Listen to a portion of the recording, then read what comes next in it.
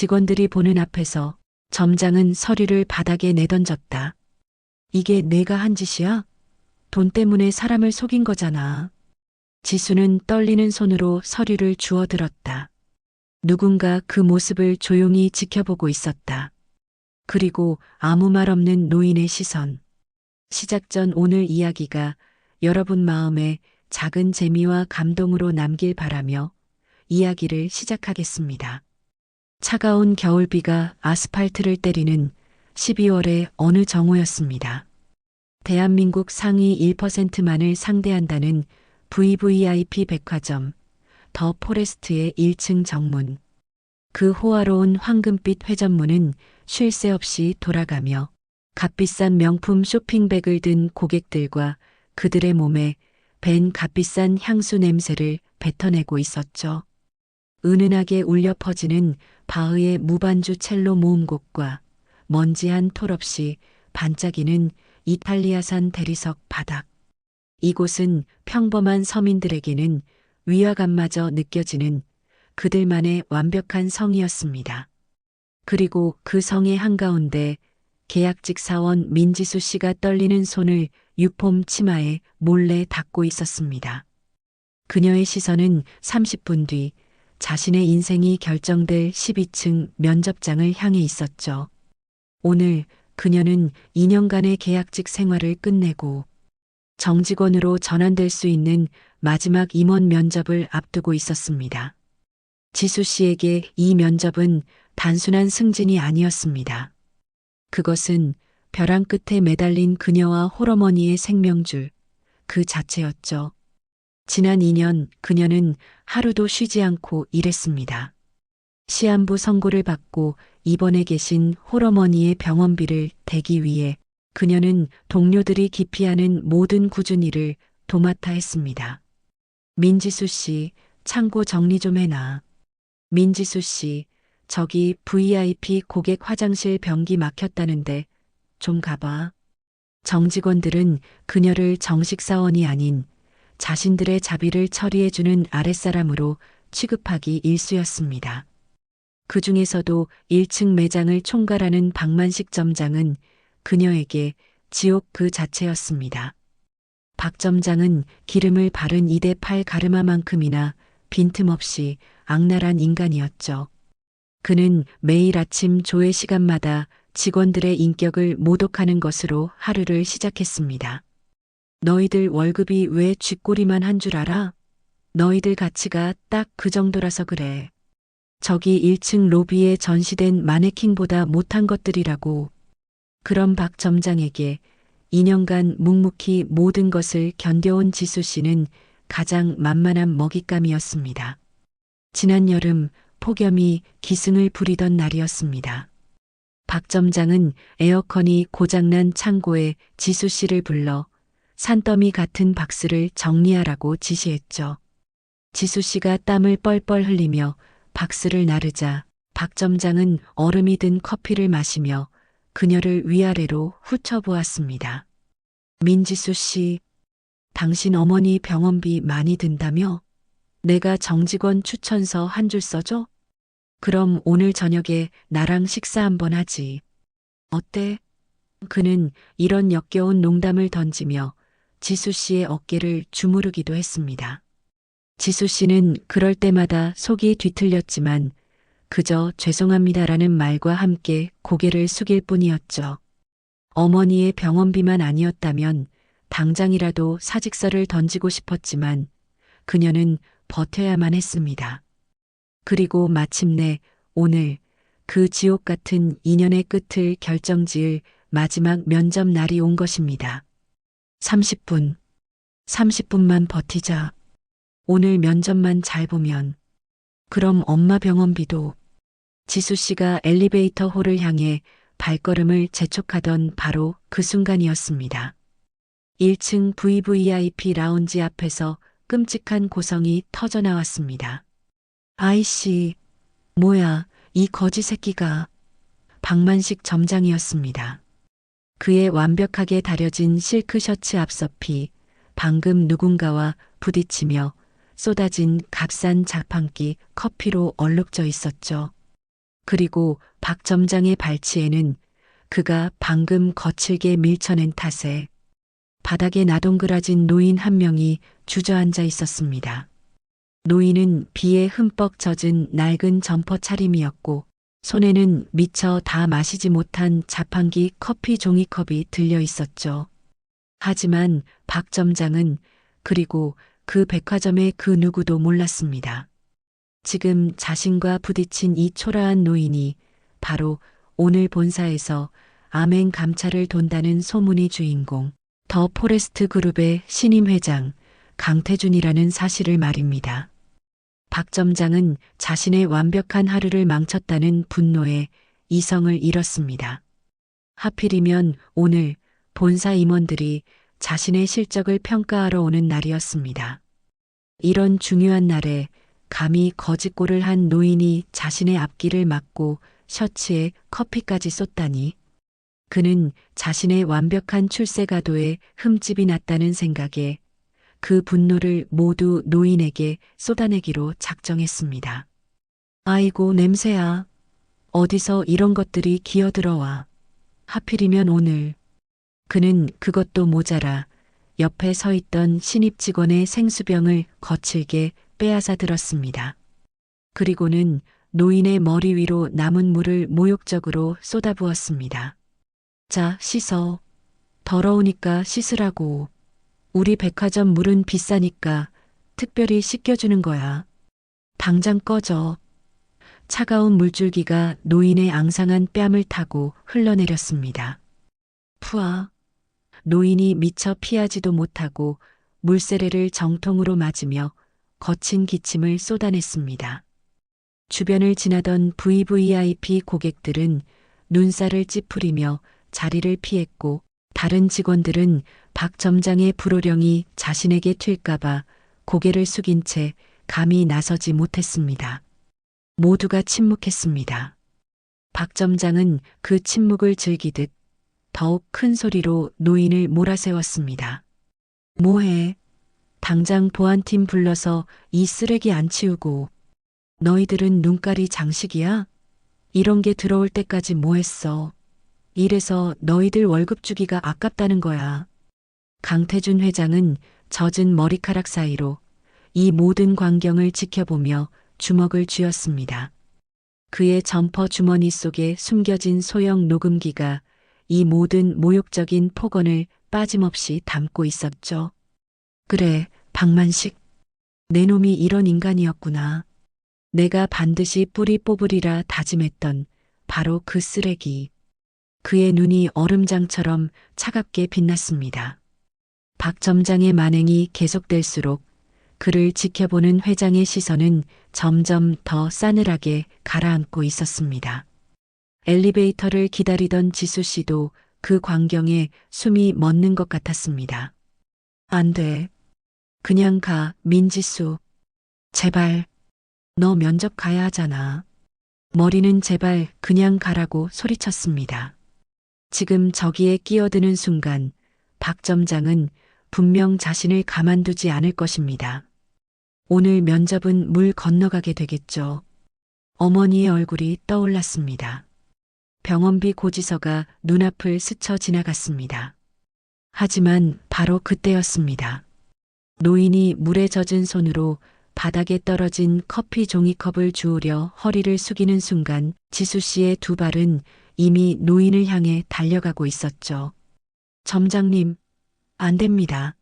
그만하세요. 가늘지만 단호한 목소리가 라운지를 갈랐습니다. 지수 씨는 떨리는 손으로 자신의 유폼 주머니에서 깨끗하게 다림질된 손수건을 꺼내 들었습니다. 박 점장의 불그락푸르락한 시선이 지수 씨에게 향했습니다. 뭐, 민지수, 너 지금 미쳤어? 면접 보러 안 가고 여기서 뭐해? 면접을 30분 앞둔 계약직 사원.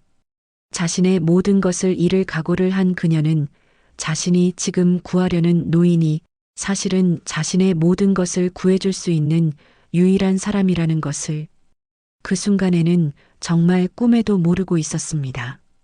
박만식 점장의 불그락푸르락한 얼굴을 뒤로하고 민지수 씨는 겨우 12층 면접장으로 향했습니다. 그리고 그 시각 흠뻑 젖은 점퍼 차림의 강태준 회장은 아무도 쓰지 않는 1층의 낡은 비상계단에 홀로 앉아 있었습니다. 그의 손에는 아까의 모든 상황이 고스란히 담긴 차가운 소형 녹음기가 들려 있었죠. 그는 재생 버튼을 눌렀습니다. 아, 너 기먹었어? 당장 이 거지 새끼 안 끌고 나가. 자, 씻어. 더러우니까 씻으라고. 박만식의 광기 어린 목소리가 좁은 계단실을 울렸습니다. 하지만 강 회장이 듣고 싶었던 것은 그 추악한 고함이 아니었습니다. 그는 녹음기 속에서 그 모든 소음을 뚫고 들려오는 가늘지만 단호한 목소리에 집중했습니다. 점장님, 안 됩니다. 그만하세요. 바로 민지수 씨의 목소리였죠. 강태준 회장은 녹음기를 끄고 젖은 점퍼 안주머니에서 낡은 지갑을 꺼냈습니다. 그 안에는 반으로 접힌 흑백 사진 한 장이 고이 간직되어 있었습니다. 밀짚 모자를 쓴 젊은 시절의 아버지. 사진 속 아버지는 지금의 강 회장과 꼭 닮은 선한 눈으로 웃고 계셨습니다.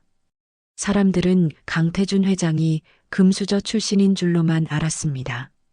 더 포레스트라는 거대한 유통제국을 세운 그가 사실은 낡은 좌판에서 채소를 팔던 상인의 아들이라는 사실을 아는 사람은 이제 거의 없었죠. 그의 아버지는 평생을 시장 바닥에서 흙을 묻히며 살았지만 단 한 번도 남을 속이거나 억울하게 한 적이 없는 분이셨습니다. 어린 시절 태준이 10살이 되던 해 겨울이었습니다.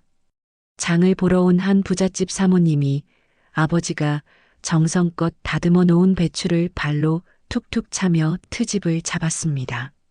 아니, 이딴 것도 배추라고 파는 거야? 겉만 멀쩡하고 속은 다 썩었잖아. 이 사기꾼 영감탱이야. 사모님은 배추값을 낼 필요도 없다는 듯 챙겨온 장바구니에 배추를 마구 쑤셔 담았습니다. 아버지는 아무 말 없이 그저 묵묵히 그녀가 발로 걷어찬 배추를 다시 주워 담을 뿐이었죠. 어린 태준이 분을 참지 못하고 소리쳤습니다. 아줌마, 돈 내고 가셔야죠. 우리 아빠 사기꾼 아니에요. 그러자 사모님은 어린 태준의 뺨을 거세게 후려쳤습니다. 어쭈, 이 거지 새끼가 눈을 똑바로 뜨네. 내 애비한테 뭘 배운 거야. 바닥에 나동그라진 아들의 모습을 보고도 아버지는 끝내 화를 내지 않았습니다. 그저 아들을 일으켜 먼지를 털어주며 그 사모님에게 허리를 굽혔습니다. 죄송합니다, 사모님. 애가 어려서. 배추는 그냥 가져가십시오. 다음에 더 좋은 놈으로 골라놓겠습니다. 그날 밤 아버지는 울음을 터뜨리는 어린 아들의 손을 잡고 이렇게 말씀하셨습니다. 태준아, 아빠가 왜 참았는지 아니? 저 사람이 무서워서가 아니야. 내 아들인 내가 저 사람처럼 될까봐 무서워서 그런 거다. 아버지는 아들의 눈을 똑바로 바라보며 굳은 살이 박인 손으로 아들의 어깨를 잡았습니다. 기억해라, 아들아. 밥은 굶어도 사람은 배신하지 말라. 우리가 가난한 건 죄가 아니지만 사람의 도리를 잃어버리는 건 가장 큰 죄다. 오늘 저 사모님은 돈은 얻었지만 가장 소중한 사람을 잃은 게야. 그날의 기억은 강태준 회장의 인생을 지탱하는 신념이 되었습니다. 아버지가 돌아가신 후 그는 악착같이 일했습니다. 시장에서 배운 정직함과 성실함으로 작은 유통업을 시작했고 밥은 굶어도 사람은 배신하지 않는다는 아버지의 유언을 회사의 사원으로 삼았죠. 그렇게 세워진 것이 바로 더 포레스트였습니다. 하지만 회사가 커질수록 강 회장은 깊은 절망에 빠져야 했습니다. 아버지의 신념을 지키기 위해 세운 회사에는 어느새 아버지의 뺨을 때렸던 그 사모님 같은 인간들만 들끓었습니다. 자신에게 아첨하고 약한 직원들을 짓밟으며 오직 돈과 실적에만 눈이 먼 임원들. 특히 자신이 가장 믿었던 창업 공신, 박만식 점장 같은 인간이었습니다. 박만식은 과거 강 회장과 시장에서 함께 고생했던 동료의 아들이었습니다. 강 회장은 그를 아들처럼 아끼며 백화점의 심장이라 불리는 1층 매장 전체를 맡겼죠. 하지만 박만식은 변했습니다. 그는 강 회장의 신임을 등에 업고 직원들의 고열을 짜내 실적을 올렸고 납품업체로부터는 거액의 뒷돈을 챙겼습니다. 그 모든 비리의 정황이 강 회장의 귀에 들어왔을 때 그는 자신의 인생 전체가 부정당하는 듯한 충격을 받았습니다. 내가 이런 쓰레기들을 배불리자고 평생을 바쳤단 말인가. 아버지, 제가 틀렸던 겁니까? 그는 결심했습니다. 자신의 눈과 귀로 직접 확인하기 전까지는 아무것도 믿지 않기로. 아버지의 유언이 이 회사에 아직 살아있는지 아니면 완전히 썩어버렸는지 자신의 두 눈으로 확인해야만 했습니다. 그래서 그는 한 달 전부터 신분을 숨기고 가장 남루한 차림으로 자신의 백화점을 돌기 시작했던 것입니다. 그는 일부러 가장 비싼 VVIP 라운지 앞에서 자판기 커피를 마셨고 일부러 박만식의 동선을 파악해 그와 부딪혔습니다. 그것은 썩은 뿌리를 도려내기 위한 마지막 시험이었죠. 그리고 오늘 그는 그 시험대 위에서 두 사람을 만났습니다. 한 명은 자신이 예상했던 그대로의 쓰레기, 박만식 점장이었고 다른 한 명은 자신이 감히 예상하지 못했던 단 한 사람, 민지수 씨였습니다. 강태준 회장은 젖은 손수건을 내려다보았습니다. 지수 씨가 떠난 자리에 그녀가 떨어뜨리고 간 깨끗한 손수건이 남아 있었죠. 그녀는 자신을 돕다가 경황이 없어 떨어뜨린 것조차 모르는 듯 했습니다. 점장님, 안 됩니다. 자신의 정직원 면접이 걸린 그 절체절명의 순간에 그녀는 거지로 보이는 자신을 위해 자신의 모든 것을 내던졌습니다. 그것은 쉬운 친절이 아니었습니다. 그것은 강 회장이 그토록 찾아 헤매던 밥은 굶어도 사람은 배신하지 않는 용기였습니다. 강 회장의 차가웠던 눈에 아주 오랜만에 뜨거운 무언가가 차올랐습니다. 아버지, 아직 있었습니다. 아버지의 신념을 지키는 사람이 이 썩어버린 곳에도 아직 남아 있었습니다. 그는 결심했습니다. 저 여직원이 민지수라는 저 사람이 진짜인지 아닌지 자신의 눈으로 끝까지 확인해 보기로. 그리고 만약 진짜라면 저 추악한 박만식의 손에서 그리고 이 지옥 같은 현실에서 자신이 반드시 구해내겠다고 말입니다. 그는 손에 든 손수건을 소중하게 접어 안주머니 깊숙이 넣었습니다. 이제 시험은 끝난 것이 아니었습니다. 진짜 시험은 지금부터 시작이었습니다. 민지수 씨가 12층 면접장에서 나왔을 때 그녀의 얼굴은 핏기 없이 하얗게 질려 있었습니다. 면접은 예상대로 최악이었습니다. 박만식 점장과의 실랑이로 인해 그녀는 면접장에 10분이나 지각하고 말았죠. 흠뻑 젖은 유니폼과 헝클어진 머리로 면접관들 앞에 섰을 때 그들의 시선은 차가웠습니다. 민지수 씨, 마지막 면접에 지각이라 기본이 안 되어 있군요. 지수 씨는 1층에서 있었던 일을 설명하려 했지만 면접관은 그녀의 말을 가차없이 끊어버렸습니다. 됐습니다. 변명은 듣고 싶지 않군요. 나가보세요. 단 3분 만에 그녀의 인연이 그리고 홀어머니의 생명줄이 그렇게 끝나버렸습니다. 지수 씨는 터덜터덜 1층 매장으로 복귀했습니다. 그녀의 머릿속은 이제 어떡하지? 엄마 병원비는? 이라는 절망감으로 가득 찼죠. 그녀가 멍하니 VVIP 라운지 입구에 서 있을 때였습니다. 저편에서 시끄러운 소리가 들려왔습니다. 아니, 이 영감님이 진짜 지금 뭐 하시는 거예요? 정직원인 김대리가 어떤 노인을 향해 짜증 섞인 소리를 지르고 있었습니다. 자세히 보니 아까의 그 거지 노인, 바로 강태준 회장이었습니다. 그는 비상계단에서 나와 이번에는 백화점 한복판에 있는 거대한 인공 폭포 앞에서 무언가를 하고 있었죠. 그는 폭포수 조경을 위해 깔아둔 하얀 몽돌밭에 떨어진 쓰레기들을 줍고 있었습니다. 누군가 마시다 버린 플라스틱 컵, 과자 봉지. 그런데 그가 쓰레기를 줍기 위해 몽돌밭에 발을 디딜 때마다 낡은 점퍼에서 비에 전 흙탕물이 뚝뚝 떨어져 새하얀 몽돌을 더럽히고 있었습니다. 김대리가 질색하며 소리쳤습니다. 아, 진짜 만지지 마세요. 안 그래도 더러운 걸 왜 만져서 일을 만드세요. 아니, 여기 쓰레기가 떨어져 있기에. 됐고요. 그거 우리가 다 치우니까 상관 마시고 당장 나오세요. 지금 돌 더럽히는 거 안 보여요? 어휴, 냄새. 김대리는 코를 막고는 근처에 있던 청소 미화원 아주머니에게 신경질을 냈습니다. 여사님, 뭐 하세요? 저런 사람 못 들어오게 안 막고 저기 흙탕물 떨어진 거 싹 다 닦아내세요. 당장. 미화원 아주머니는 아무 말 없이 고개를 숙이고는 쭈그려 앉아 몽돌을 하나하나 닦기 시작했습니다. 그것은 명백히 남들이 귀찮아하는 일이었습니다.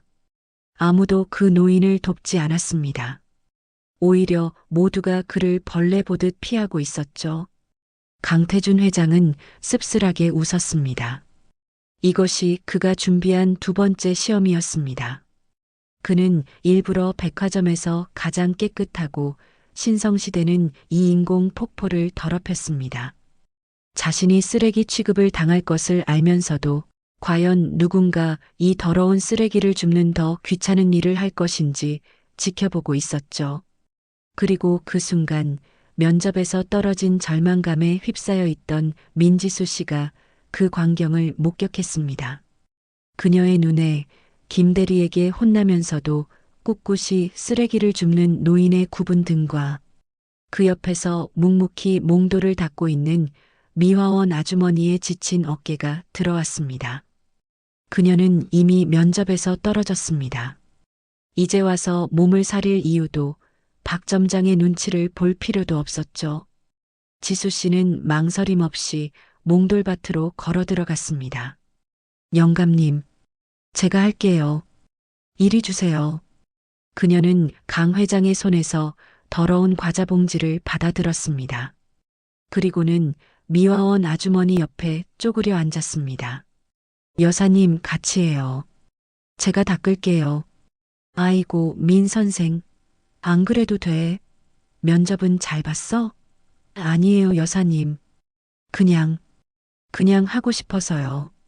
지수 씨는 자신의 깨끗한 유니폼 소매로 노인이 떨어뜨린 흙탕물을 닦아내기 시작했습니다. 새하얀 유니폼 소매가 순식간에 검은 흙탕물로 더러워졌지만 그녀는 아랑곳하지 않았습니다. 오히려 면접장에서 느꼈던 모멸감과 절망감이 이 흙탕물과 함께 씻겨나가는 듯했죠. 강태준 회장은 그 모든 광경을 바로 곁에서 숨죽이며 지켜보고 있었습니다.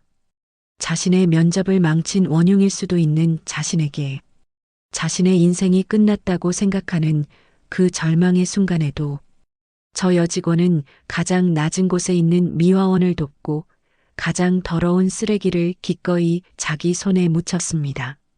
민지수, 너 지금 거기서 뭐해? 지옥 같은 목소리가 들려왔습니다. 박만식 점장이었습니다. 그는 방금 본사 임원들에게서 면접 지각생에 대한 보고를 받고 내려오는 길이었습니다. 너 면접도 말아먹은 주제에 이젠 아예 청소부로 전직했어? 당장 안 튀어나와. 박 점장의 고함에 지수 씨의 어깨가 움츠러들었습니다. 하지만 그녀는 일어나지 않았습니다. 대신 마지막 남은 몽돌 하나를 마저 닫고 노인이 미처 죽지 못한 플라스틱 컵까지 주워든 뒤에야 자리에서 일어났죠. 강태준 회장은 그 모습을 똑똑히 보았습니다. 박 점장의 모욕적인 언사 속에서도 그녀는 자신이 해야 할 작은 친절을 끝까지 마무리했습니다. 첫 번째 시련은 그렇게 완벽하게 통과였습니다. 민지수, 너 내일부터 나오지 마. 박만식 점장의 사무실에서 지독한 모욕이 쏟아져 내렸습니다. 그는 1층 로비에서 자신에게 망신을 준 지수 씨의 머리채라도 잡을 기세였죠. 면접 지각한 것도 모자라서 감히 거지 새끼 편을 들어? 너 지금 정직원 되기 싫어서 환장했어? 아니면 내가 그렇게 우스워? 점장님, 그게 아니라 어르신이 너무 시끄러워. 어디서 계약직 따위가 점장한테 말대꾸야. 너 같은 건 우리 백화점. 물 흐려. 당장 짐 싸서 꺼져. 알았어? 해고 통보였습니다. 결국 올 것이 오고야 말았습니다. 2년간의 노력이, 어머니의 병원비에 대한 희망이 박만식의 고함 한마디에 산산조각 나버렸습니다. 지수 씨는 더 이상 아무런 대꾸도 하지 않았습니다. 눈물이 쏟아질 것 같았지만 저 인간 앞에서 우는 것은 자존심이 허락하지 않았죠. 그녀는 텅 빈 눈으로 고개를 끄덕이고는 사무실을 나왔습니다. 이제 그녀가 할 일은 하나뿐이었습니다.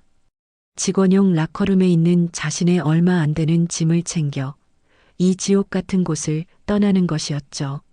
라커룸으로 향하는 길은 하필이면 아까 그 거지 노인이 물세례를 맞았던 1층 VVIP 라운지를 지나야 했습니다. 그곳은 언제 그런 소동이 있었냐는 듯 다시 평화로운 클래식 음악만 흐르고 있었죠. 다 저 영감 때문이야. 순간적인 원망이 스쳐 지나갔습니다. 하지만 지수 씨는 이내 고개를 저었습니다. 아니, 그 영감님이 뭘 잘못했나? 잘못한 건 박만식이고 그깟 면접 하나 때문에 사람다움을 외면하려 했던 나 자신이지. 그녀가 무거운 발걸음으로 직원 전용 출입구 쪽으로 향했을 때였습니다. 백화점 후문, 아무도 신경 쓰지 않는 낡은 비상계단 구석에서 웅크리고 앉아있는 익숙한 형체를 발견했습니다. 아까의 그 노인, 강태준 회장이었습니다. 그는 흠뻑 젖은 점퍼를 입은 채 차가운 시멘트 바닥에 앉아 비에 젖은 신발을 내려다보고 있었습니다. 그 모습이 꼭 몇 년 전 병환으로 돌아가신 아버지를 떠올리게 했습니다. 평생 남에게 싫은 소리 한 번 못하고 억울한 일을 당해도 그저 속으로만 사귀셨던 아버지. 그 아버지의 마지막 모습이 꼭 저랬습니다. 지수 씨는 자기도 모르게 발걸음을 멈췄습니다. 자신은 이제 해고당했습니다. 주머니에는 다음 달 어머니 병원비는커녕 당장 오늘 저녁 끼니를 걱정해야 할 처지였죠. 하지만 흠뻑 젖은 채로 저 차가운 바닥에 앉아있는 노인을 보자 자신의 처지보다 그 사람의 건강이 먼저 걱정되었습니다. 지수 씨는 자신의 외투 주머니를 뒤졌습니다. 다행히 비상금으로 넣어둔 1,000원짜리 몇 장이 손에 잡혔습니다. 그녀는 망설이지 않고 비상계단 옆에 있는 직원용 자판기로 향했습니다. 그리고는 가장 따뜻하고 달콤한 율무차 한 잔을 뽑았죠. 저기, 어르신. 지수 씨의 목소리에 노인, 아니 강태준 회장이 천천히 고개를 들었습니다. 그의 눈은 아까의 모욕 속에서도 잃지 않았던 총기를 잃고 그저 슬픔에 잠겨 있었습니다. 물론 그것은 연기였죠. 지수 씨는 자신의 손이 부끄럽다는 듯 율무차를 조심스럽게 내밀었습니다. 이거 따뜻한 율무차예요. 아까 물에도 젖으시고 날도 추운데 이거라도 한 잔 드시고 몸 좀 녹이세요. 강태준 회장은 율무차를 받아들지 않고 지수 씨의 얼굴을 물끄러미 바라보았습니다. 그녀의 눈가는 방금 울음을 참은 듯 붉게 상기되어 있었죠. 왜? 나 같은 사람을 돕는 거요? 강 회장이 잠긴 목소리로 물었습니다. 아까 보니 당신도 나 때문에 아주 곤란해진 것 같던데 나를 원망하고 있어야 하는 거 아니오? 그 말에 지수 씨의 눈에 기어이 눈물이 고였습니다.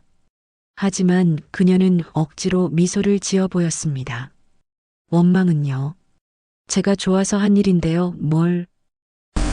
그냥 저희 아버지 생각이 나서요.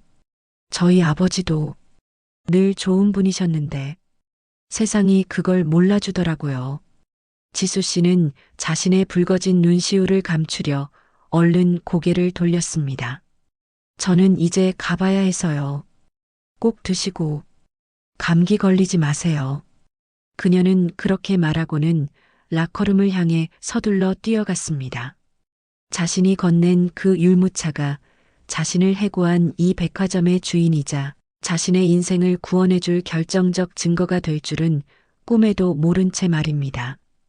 강태준 회장은 홀로 남아 손에 든 따뜻한 율무차를 내려다보았습니다. 종이컵에서 전해지는 온기가 그의 얼어붙었던 마음까지 녹이는 듯 했습니다. 그는 아까 주었던 지수 씨의 손수건과 방금 받은 이 따뜻한 율무차를 번갈아 보았습니다. 첫 번째 시련 작은 친절, 두 번째 시련 구체적인 증거, 모두 통과였습니다. 이제 마지막 시련만이 남아 있었습니다. 민지수 씨, 당신이라는 사람, 내가 끝까지 지켜봐야겠소. 그는 율무차를 한 모금 마셨습니다. 그날따라 그 달콤한 율무차가 유난히 쓰게 느껴졌습니다. 민지수 씨는 텅 빈 사물함에서 자신의 마지막 짐을 꺼냈습니다. 낡은 운동화 한 켤레, 닳고 다른 수첩, 그리고 홀어머니와 함께 찍은 낡은 사진 한 장. 그것이 그녀의 인연을 대변하는 전부였습니다. 그녀는 이 모든 것을 작은 종이 상자에 담아들고 마지막으로 라커룸을 나섰죠.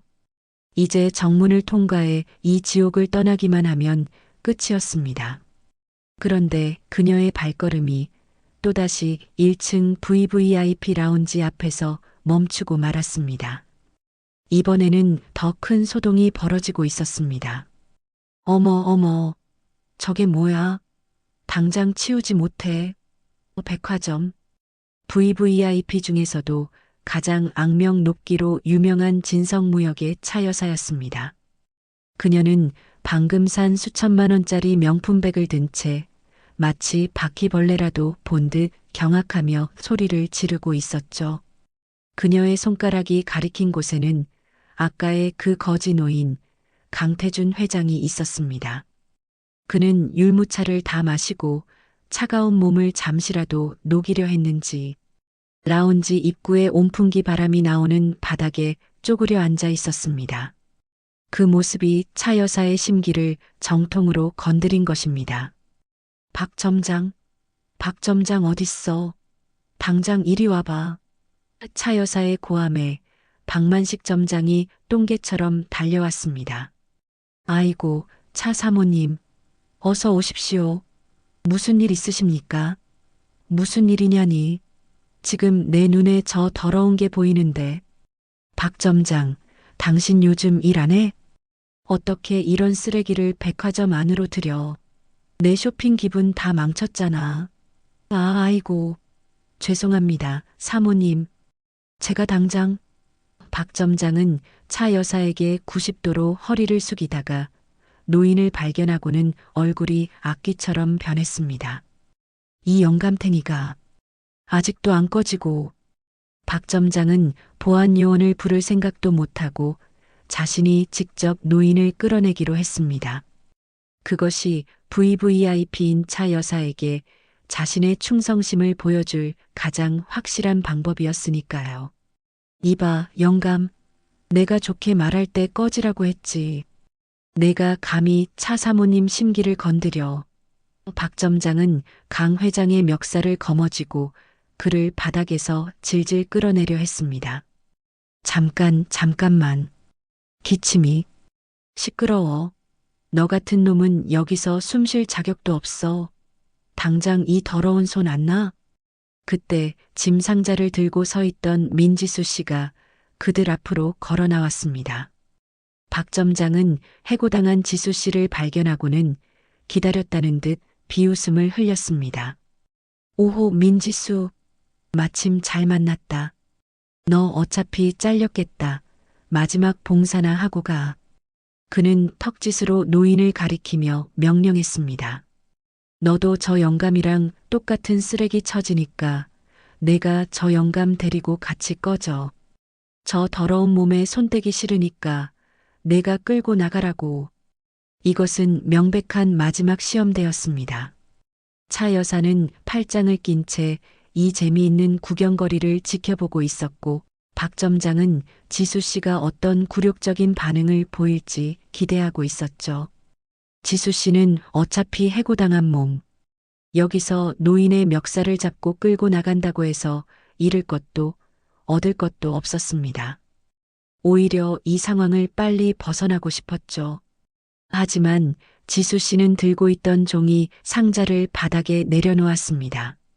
그리고는 박 점장에게 끌려가던 노인의 팔을 붙잡는 것이 아니라 오히려 노인을 자신의 등 뒤로 숨기며 박 점장과 차 여사의 앞을 가로막았습니다. 그만 하세요. 뭐? 민지수, 너 진짜 미쳐. 점장님, 그리고 사모님, 이분은 그냥 몸이 좀 불편하고 날이 추워서 온풍기 앞에 잠시 앉아 계셨을 뿐입니다. 물건을 훔친 것도 누구를 해코지한 것도 아닙니다. 차 여사가 어이가 없다는 듯 코웃음을 쳤습니다. 뭐, 저런 계약직 나부랭이가 지금 날 가르치는 거야? 야, 박 점장, 전현 당장 안 치워. 박 점장이 지수 씨의 팔을 거칠게 밀치며 소리쳤습니다. 야, 민지수, 너 진짜 죽고 싶어? 마지막 가는 길까지 왜 이래? 그 순간 지수 씨의 눈에서 참았던 눈물이 터져 나왔습니다. 하지만 그것은 굴욕의 눈물이 아니었습니다.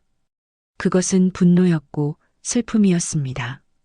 점장님, 제가 뭘 그렇게 잘못했습니까? 2년 동안 꾸준히 일 다하면서 성희롱까지 참아가며 일했습니다. 그런데 면접 한 번 지각했다고. 아니, 불쌍한 사람 한 번 도왔다고. 이렇게 해고당해야 합니까? 그녀는 고개를 들어 자신을 짐승 보듯 쳐다보는 박 점장과 차 여사를 똑바로 노려보았습니다. 그리고 그녀의 입에서 강태준 회장의 심장을 관통하는 한마디가 터져 나왔습니다.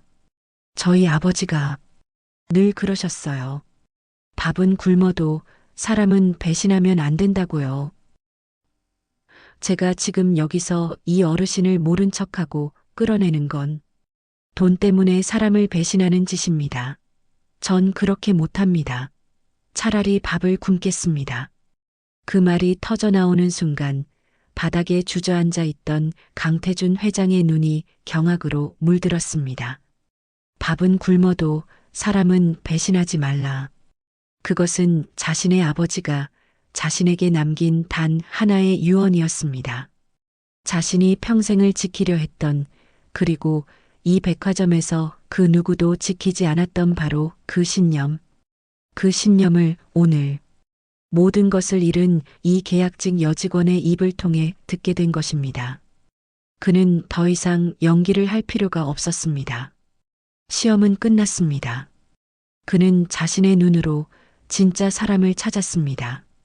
박 점장은 지수 씨의 말에 이성을 잃고 손을 치켜들었습니다. 이 미친년이 감히 사모님 앞에서. 박 점장의 손이 지수 씨의 뺨을 향해 날아가던 바로 그 순간이었습니다. 거기 멈추게.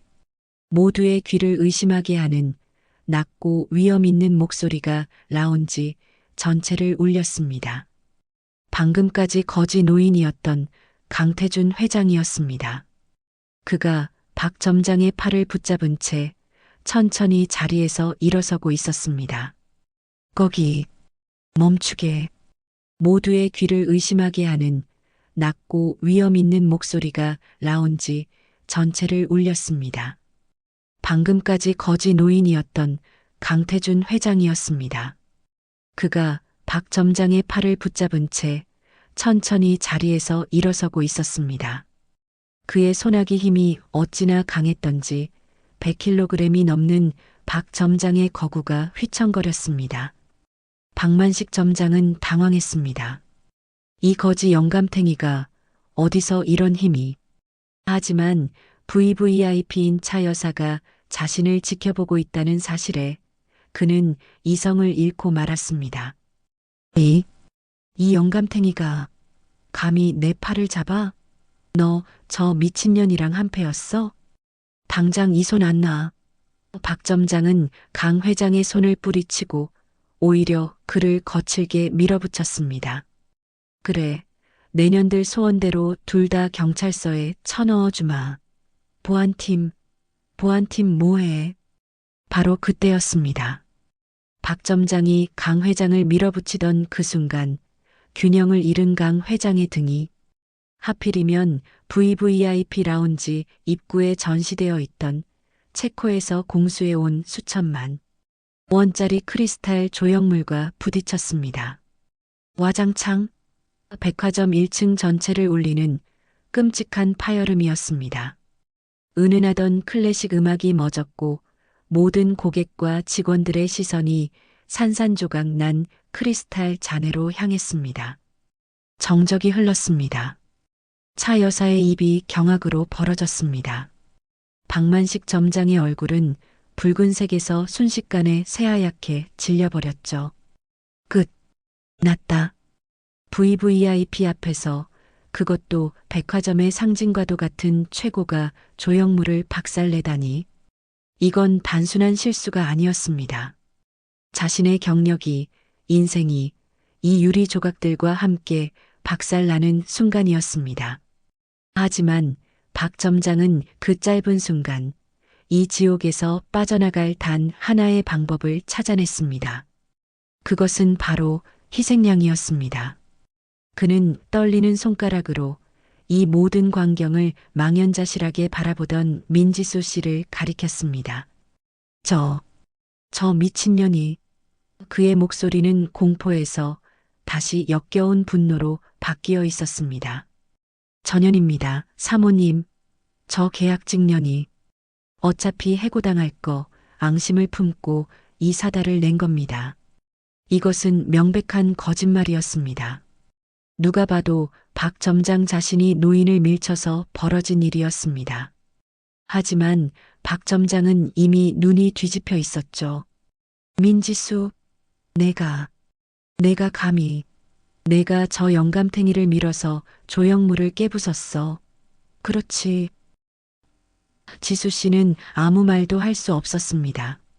너무나도 어이가 없고 너무나도 순식간에 벌어진 일이라 그녀는 자신이 무슨 말을 해야 할지도 몰랐습니다. 아닙니다. 저는 밀지 않았. 시끄러워. 어디서 거짓말이야. 여기 계신 차 사모님이 다 봤어. 내가 이 영감이랑 짜고 우리 백화점 망신 주려고 작정한 거지. 박 점장은 지수 씨에게 모든 것을 뒤집어 씌우기로 작정한 듯 보안팀을 향해 고래고래 소리를 질렀습니다. 뭐해? 당장 저것들 안 잡아. 저거 기물파손죄야. 당장 경찰서로 넘겨. 그리고 민지수, 넌 이제 끝났어. 이 수천만 원짜리 내년 월급으로는 평생 갚아도 모자라. 내까지 거 감방에 썩게 만들어주마. 그는 해고당에 짐을 싸들고 있던 지수 씨의 종이 상자를 발로 걷어찼습니다. 상자 안에 있던 낡은 운동화, 수첩, 그리고 어머니와 함께 찍은 낡은 사진 한 장이 바닥에 흩뿌려진 크리스탈 조각 위로 처참하게 나뒹굴었습니다. 바로 그 순간이었습니다. 민지수 씨는 더 이상 변명하지 않았습니다. 그녀는 눈물이 가득 고인 눈으로 박 점장도 차 여사도 아닌 자신의 발치에 떨어진 어머니의 사진을 내려다보았습니다. 모든 것이 끝났다고 생각했습니다. 자신이 지키려 했던 신념이 결국 자신과 어머니를 나락으로 떨어뜨렸다고 생각했죠. 강태준 회장은 자신의 아버지가 뺨을 맞던 그날처럼 이 모든 광경을 묵묵히 지켜보고 있었습니다. 자신의 시험이 한 사람의 인생을 이토록 끔찍하게 짓밟는 것을 똑똑히 보고 있었죠. 미안하오, 민지수 씨. 조금만 더 견뎌주시오. 박 점장은 승리를 직감했습니다. 이 거지 노인과 계약직 여직원에게 모든 죄를 뒤집어 씌우면 자신은 이 위기를 완벽하게 넘길 수 있었습니다. 그는 보안 요원들에게 손짓했습니다. 당장 저것들 팔 꺾어서 끌고 나가. 보안 요원 2명이 지수 씨와 강 회장의 팔을 잡으려 다가오던 바로 그 순간이었습니다. 잠시만요. 이 모든 소란과 어울리지 않는 차갑고 침착한 목소리 하나가 그들 뒤에서 들려왔습니다. 언제 왔는지 검은색 정장을 입은 한 남자가 그들 뒤에 서 있었습니다. 그는 박 점장의 눈을 똑바로 바라보며 믿을 수 없는 한마디를 내뱉었습니다. 박만식 지점장님, 지금 우리 회장님께 무슨 짓을 하시는 겁니까? 검은 정장을 입은 남자의 차가운 목소리가 멎어버린 백화점 1층에 울려 퍼졌습니다. 그는 더 포레스트 그룹의 비서실장 김진혁이었습니다.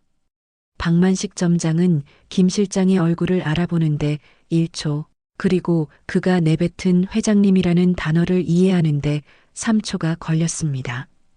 그의 눈동자가 지진이라도 난 듯 흔들렸습니다. 무슨 소리야, 김 실장. 회장님이라니. 지금 이 영감탱이가 회장님이라는. 말도 안 되는. 말이 되는지 안 되는지는 박 점장님이 더 잘 아실 것 같군요. 김 실장은 박 점장을 옆으로 밀치고 강태준 회장에게 다가가 90도로 허리를 숙였습니다. 회장님, 늦어서 죄송합니다. 차를 대기시키느라. 그리고는 자신이 들고 온 깨끗한 코트를 벗어 흠뻑 젖은 강 회장의 어깨에 덮어주었습니다. 그 순간 1층에 있던 모든 사람들의 시간이 멈췄습니다. 방금까지 거지 새끼, 쓰레기 영감탱이라 불리며 멱살을 잡히고 물세례를 맞던 저 초라한 노인이 이 거대한 백화점의 더 포레스트 그룹의 신임 회장 강태준이었다니. 가장 먼저 반응한 것은 VVIP 차 여사였습니다.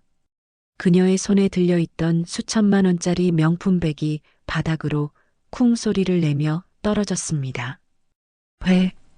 회장님? 말도 안 돼. 저런 거지가. 하지만 박만식 점장은 그보다 더 끔찍한 진실을 깨달았습니다.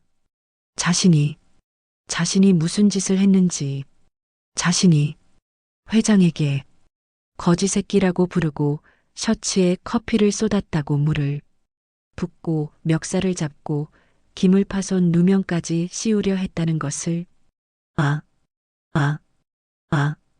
박 점장의 다리가 풀리기 시작했습니다. 그의 2대 8 가르마가 식은땀으로 젖어들기 시작했죠. 강태준 회장은 자신을 부축하려는 김 실장의 손을 조용히 저지했습니다. 그리고는 바닥에 나뒹구는 민지수 씨의 종이 상자에서 어머니와 함께 찍은 낡은 사진 한 장을 집어들었습니다.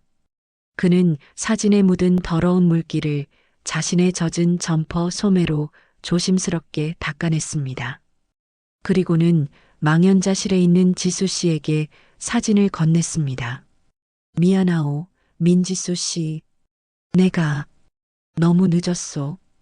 그는 천천히 그러나 백화점 전체를 울릴 만큼 힘 있는 목소리로 박만식을 불렀습니다. 박만식 점장. 네. 회장님. 박 점장이 반사적으로 무릎을 꿇으려 하자 강 회장이 그의 팔을 붙잡았습니다. 아직 꿇지 마. 자네에게 보여줄 것이 있으니. 강 회장은 젖은 점퍼 주머니에서 아까부터 모든 것을 기록하고 있던 소형 녹음기를 꺼내 들었습니다. 그리고는 비서실장에게 명령했죠. 김 실장, 이걸 백화점 전체 방송으로 틀게. 네. 하지만 회장님, 괜찮아. 우리 백화점 직원들 전체가, 그리고 우리 VVIP 고객님들도 알아야 할 진실이 있으니 몇 초 후 백화점 전체에 울려 퍼지던 클래식 음악이 멎었습니다. 그리고 백화점 전체 스피커에서 박만식 점장의 목소리가 울려 퍼지기 시작했습니다. 아, 너 기먹었어? 당장 이 거지 새끼 안 끌고 나가. 아이고, 냄새야. 어디서 이런 것들이 기어들어와. 자, 씻어. 더러우니까 씻으라고. 1층의 직원들은 물론 2층, 3층에서 쇼핑을 하던 고객들까지 모두 걸음을 멈추고 스피커를 쳐다보았습니다. 녹음은 계속되었습니다. 민지수 씨, 당신 어머니 병원비 많이 든다며? 내가 정직원 추천서 한 줄 써줘? 그럼 오늘 저녁에 나랑 식사 한번 하지. 어때? 뭐? 민지수, 너 지금 미쳤어? 면접 보러 안 가고. 여기서 뭐해? 내년들 소원대로 둘 다 경찰서에 쳐넣어 주마. 전현입니다. 사모님, 저 계약직년이 앙심을 품고 이 사달을 낸 겁니다. 자신의 추악한 목소리가 백화점 전체에 생중계되는 것을 들으며 박만식 점장의 얼굴은 하얗다 못해 파랗게 질려버렸습니다. 그는 그 자리에 주저앉아 바지가 젖는 줄도 모르고 바들바들 떨었습니다. 아, 아닙니다. 회장님, 저건 오해입니다. 제가 강태준 회장이 녹음기를 껐습니다. 그는 얼음장 같은 눈으로 박만식을 내려다보았습니다. 오해라고? 자네가 내게 물을 붓고 멱살을 잡고 이 조형물을 깨뜨린 누명을 씌운 것이 오해란 말인가? 내가 자네 아버님과의 인연으로 자네를 아들처럼 믿고 이곳을 맡겼거늘. 자네는 내 뒤에서 직원들을 협박하고 납품업체로부터 뒷돈을 챙기고 심지어는 이 백화점의 진짜 주인을 거지라 부르며 짓밟았어. 강 회장은 비서실장에게 고갯짓했습니다. 김 실장이 서류 봉투 하나를 꺼내 바닥에 흩뿌렸습니다. 박 점장이 그동안 납품업체로부터 받아 챙긴 뒷돈의 내역서와 차명계좌 거래 내역이었습니다. 박만식, 자네는 내 아버지가 남기신 이 회사의 신념을 더럽혔네. 강 회장은 시선을 돌려 넋이 나간 채 서 있는 차 여사를 바라보았습니다. 그리고 차 사모님, 네, 회장님, 저는 몰랐습니다. 저 사람이 회장님이신 줄 모르면 사람을 그렇게 짓밟아도 되는 겁니까? 당신 같은 사람이 우리 백화점의 VVIP라는 것이 나는 부끄럽소. 김 실장, 당장 진성무역과의 모든 거래를 중단하고 차 여사의 백화점 출입을 영구히 금지시키게. 네, 회장님. 즉시 처리하겠습니다. 뭐라고요? 회장님, 제가 이 백화점에서 1년에 쓰는 돈이 얼만데 그 돈으로 당신은 사람을 모욕할 권리를 산 것이요. 당장 내 백화점에서 나가시오. 차 여사가 보안 요원들에게 끌려나가자 1층에는 박만식의 울음 섞인 애원만이 남았습니다. 회장님, 잘못했습니다. 제가 죽을 죄를 졌습니다. 한 번만, 제발 한 번만 용서해 주십시오. 네. 박 점장은 강 회장의 바지가랑이를 붙잡고 바닥에 머리를 찌우며 빌었습니다. 강태준 회장은 그를 뿌리치지 않았습니다. 대신 아까 깨진 크리스탈 조형물에 가장 날카로운 파편 하나를 집어들었습니다. 그리고는 박만식의 눈앞에 그것을 내밀었습니다. 박 점장, 이게 얼마짜리인 줄 아는가? 네, 네, 수천만 원. 틀렸네. 이건 방금 전까지 수천만 원짜리였지. 하지만 지금은 그냥 쓰레기 조각일 뿐이야. 강 회장은 박만식을 차갑게 내려다보며 마지막 선고를 내렸습니다. 자네도 마찬가지야. 방금 전까지는 자네도 내게 수천만 원짜리 지점장이었지. 하지만 지금 이 순간부터 자네는 그냥 쓰레기일 뿐이네. 김 실장, 당장 저자를 해고하게. 그리고 횡령 및 배임, 무고, 폭행 혐의로 경찰에 고소해. 단 1%의 선처도 하지 말게. 회장님, 안 됩니다. 안 돼요. 회장님. 박만식은 결국 자신이 그토록 경멸하던 쓰레기가 되어 보안 요원들의 손에 질질 끌려나갔습니다. 1층 로비에는 지독한 정적과 함께 통쾌한 정의만이 남았습니다. 박만식 점장과 차 여사가 끌려나간 1층 로비에는 지독한 정적만이 감돌았습니다. 조금 전까지 울려 퍼지던 고성과 파열음, 그리고 추악한 욕설은 마치 꿈이었던 것처럼 사라졌죠. 수백 명의 고객과 직원들은 숨소리조차 내지 못한 채 이 모든 일의 중심에 서 있는 세 사람을 바라보고 있었습니다. 비에 젖은 낡은 점퍼 차림의 회장 강태준, 모든 것이 낯선 듯 굳어있는 비서실장 김진혁, 그리고 자신의 짐이 든 종이 상자 옆에 주저앉아 바닥에 떨어진 어머니의 사진 한 장만을 멍하니 내려다보고 있는 해고된 계약직 사원 민지수 씨. 그녀는 아직도 이 상황이 현실로 믿기지 않았습니다. 모든 것이 끝났다고 생각했습니다. 자신의 신념 때문에 어머니의 목숨까지 위험하게 만들었다고 자책하고 있었죠. 그때였습니다. 자신의 그늘을 들이우며 누군가 그녀 앞에 섰습니다. 강태준 회장이었습니다. 그는 아까 박만식을 향해 선고를 내리던 얼음장 같은 회장의 얼굴을 지우고 그저 빚을 진 한 사람의 얼굴로 지수 씨 앞에 섰습니다. 그리고 수백 명의 사람들이 지켜보는 그 백화점. 한복판에서 더 포레스트 그룹의 회장 강태준은 해고된 계약직 사원 민지수 씨를 향해 90도로 깊이, 아주 깊이 허리를 숙였습니다. 미안하오. 민지수 씨. 지수 씨가 놀라 고개를 들었습니다. 내가 내 썩은 회사를 바로잡겠다는 이기심으로 당신을 시험대에 올렸소. 당신이 2년간 쌓아온 모든 것, 그리고 당신의 절박했던 희망을 내 시험 하나로 짓밟고 말았소. 나를 용서하지 마시오. 지수 씨의 눈동자가 가늘게 떨렸습니다. 아닙니다. 회장님, 저는, 아니, 내가 용서받을 자격이 없다는 것을 아오.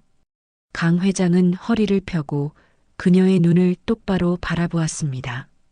그의 눈에는 아까와는 다른 뜨거운 감정이 고여 있었습니다. 그는 지수 씨에게 감사를 표하기 시작했습니다. 나는 오늘 이 회사를 정리할 생각이었소. 충격적인 고백이었습니다. 나는 30년 전 돌아가신 아버님과 약속을 했소. 밥은 굶어도 사람은 배신하지 말라는 유언을 지키겠다고. 그 신념 하나로 이 회사를 세웠소. 그의 목소리는 이제 지수 씨 한 사람에게만 향하고 있었습니다. 하지만 회사가 커질수록 내 주위에는 아버님의 신념을 비웃는 자들 뿐이었소. 박만식이처럼 실적을 위해 사람을 짓밟고 돈을 위해 신의를 저버리는 쓰레기들만 남았다고 생각했지. 그래서 오늘 이 모든 것을 내 눈으로 확인하고 내 손으로 이 회사의 문을 닫으려 했소. 내 아버님과의 약속을 내가 지키지 못했으니까. 강 회장의 목소리가 가늘게 떨리고 있었습니다. 그는 젖은 점퍼 주머니에 손을 넣어 무언가를 꺼냈습니다. 그것은 아까 지수 씨가 자신을 위해 썼던 흙탕물로 더러워진 손수건이었습니다. 그리고 또 하나 아까 그녀가 건넨 지금은 다 식어버린 율무차 종이컵이었습니다. 그런데 민지수 씨, 당신이 나를 막았소. 그는 더러워진 손수건을 마치 보물처럼 펼쳐 보였습니다. 모두가 나를 거지라 부르며 피할 때 당신은 면접을 포기하고 내게 달려와 이 손수건을 내밀었소. 그는 찌그러진 율무차 컵을 들어 보였습니다. 모든 것을 잃고 해고당한 그 절망의 순간에도 당신은 마지막 남은 1,000원을 털어 나 같은 놈에게 이 따뜻한 율무차를 건넸소. 그리고 마지막 강 회장의 눈에서 기어이 눈물 한 줄기가 흘러내렸습니다. 당신이 박만식과 저 VIP 앞에서 밥은 굶어도 사람은 배신하면 안 된다고 내 아버지의 유언을 당신의 목소리로 외쳤을 때 나는 죽은 아버지를 다시 만난 기분이었소. 강 회장은 떨리는 목소리로 지수 씨에게 말했습니다. 민지수 씨, 당신이 이긴 거요. 당신 혼자서 돈에 미쳐버린 이 거대한 백화점을 당신의 그 신념 하나로 이긴 거요. 고맙소. 정말 고맙소. 나를, 그리고 내 아버지를 가르쳐줘서. 그 순간 지수 씨의 뺨 위로도 뜨거운 눈물이 흘러내렸습니다. 자신이 2년간 지켜온 삶이 틀리지 않았다는 것을 이 세상 누군가는 알아주었다는 사실에 그녀는 바닥에 주저앉아 참아왔던 울음을 터뜨리고 말았습니다. 그 모습을 지켜보던 몇몇 직원들도 고객들도 조용히 눈가를 훔치기 시작했습니다. 한참의 시간이 흐른 후 강태준 회장은 김 실장을 불렀습니다. 김 실장, 박만식이 방금 전에 민지수 씨를 해고했지? 네, 회장님. 서류상으로는 그렇게. 지금 당장 그 해고 명령을 철회하게. 강 회장은 다시 지수 씨를 향해 몸을 돌렸습니다. 민지수 씨, 당신은 오늘 면접에서 떨어졌고 박만식에게 해고당했소. 하지만 지금부터 내가 당신을 이 백화점의 주인으로서, 아니, 내 아버지의 신념을 함께 지켜나갈 동업자로서 다시 채용하겠소. 강 회장은 그녀의 어깨를 잡고 일으켜 세웠습니다. 단순한 정직원이 아니오. 그는 백화점 1층에 모인 모든 직원을 향해 선포했습니다. 나는 민지수 씨를 오늘부로 우리 더 포레스트 백화점의 서비스 총괄 상무이사로 임명하겠소. 네, 상무. 이사요? 지수 씨는 자신의 귀를 의심했습니다. 계약직 사원에서 하루아침에 임원이라니. 회장님, 저는 그런 자격이 없습니다. 저는 자격? 강 회장이 웃었습니다. 민지수 씨, 나는 당신이 우리 백화점 직원들에게 고객에게 90도로 인사하는 법을 가르치길 원하는 게 아니오. 나는 당신이 이 백화점의 모든 직원들에게 어떤 순간에도 사람을 배신하지 않는 법을 가르쳐 주길 바라오. 돈이 아니라 사람이 먼저라는 그 신념을 우리 모두에게 가르쳐 주시오. 그 자리는 이 백화점에서 당신 말고는 아무도 할 수 없는 일이오. 부디 맡아주시겠소? 지수 씨는 아무 대답도 하지 못하고 그저 눈물만 흘렸습니다. 강 회장은 김 실장에게 마지막 지시를 내렸습니다. 그리고 지금 당장 우리 그룹 최고의 VVIP만 모시는 서울대병원 특실에 연락하게. 민지수 상무이사님의 어머님을 오늘 당장 그곳으로 모실 것이네. 병원비는 물론 앞으로의 모든 치료는 우리 회사가 최고의 인재를 모신 대가로 전액 책임질 것이야. 네, 회장님. 즉시 처리하겠습니다. 그제야 지수 씨는 엄마 라고 작게 읊조리며 참았던 오열을 터뜨렸습니다. 강태준 회장은 그런 그녀의 어깨를 말없이 다독여 주었습니다.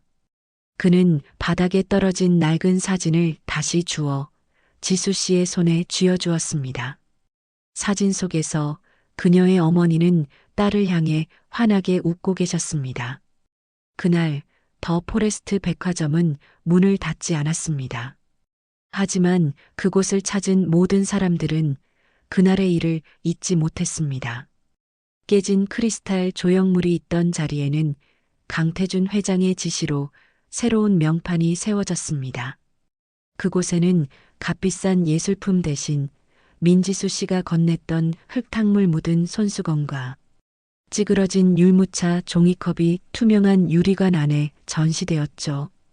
그리고 그 아래에는 강태준 회장의 아버지가 남긴 유언이자 더 포레스트 그룹의 새로운 사원이 된 한 문장이 새겨졌습니다. 진짜 가치는 돈이 아니라 사람이다. 밥은 굶어도 사람은 배신하지 말라. 오늘 이야기는 어떠셨나요? 여러분의 마음에 작은 울림이 전해졌길 바랍니다.